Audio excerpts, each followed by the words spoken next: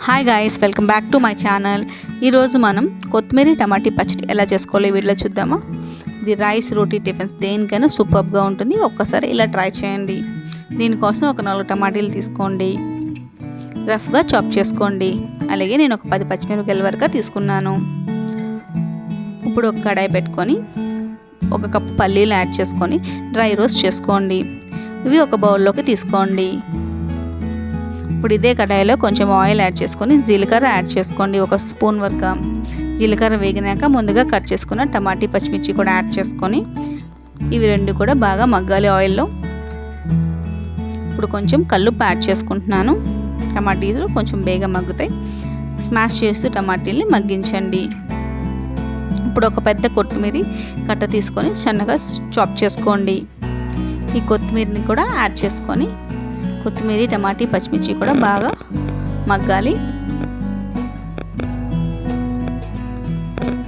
ఇప్పుడు ఇవన్నీ బాగా మగ్గాయి కదా.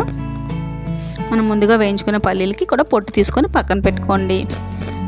మన టమాటీ, పచ్చిమిర్చి మగ్గినాయి కదా. ఇప్పుడు చింతపండు కూడా యాడ్ చేసుకొని ఒక 2 నిమిషాల పాటు మగ్గనిచ్చి స్టవ్ ఆఫ్ చేసుకోండి.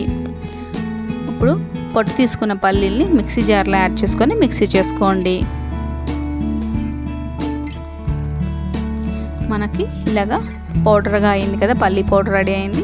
ఇప్పుడు మనం ముందుగా వేయించుకున్న పేస్ట్ మిశ్రమం అంతా కూడా చల్లగా అయినాక మిక్సీ జార్లో యాడ్ చేసుకొని ఒక్కసారి బ్లెండ్ చేయండి. 2 టైమ్సే బ్లెండ్ చేయండి. ఎక్కువ ఓవర్ పేస్ట్ చేసేకండి. 2 సార్లు బ్లెండ్ చేస్తే పచ్చడి బాగుంటుంది.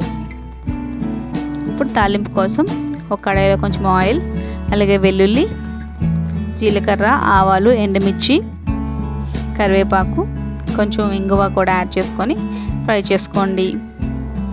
ఈ తాలింపు అంతా బాగా వేగినాక ముందుగా మిక్సీ పట్టుకున్న కొత్తిమీర, టమాటీ పచ్చడి యాడ్ చేసుకోండి. ఒక 2 మినిట్స్ పాటు ఫ్రై చేసుకొని స్టవ్ ఆఫ్ చేసుకుంటే మన కొత్తిమీర, టమాటీ పచ్చడి రెడీ అయిపోయింది.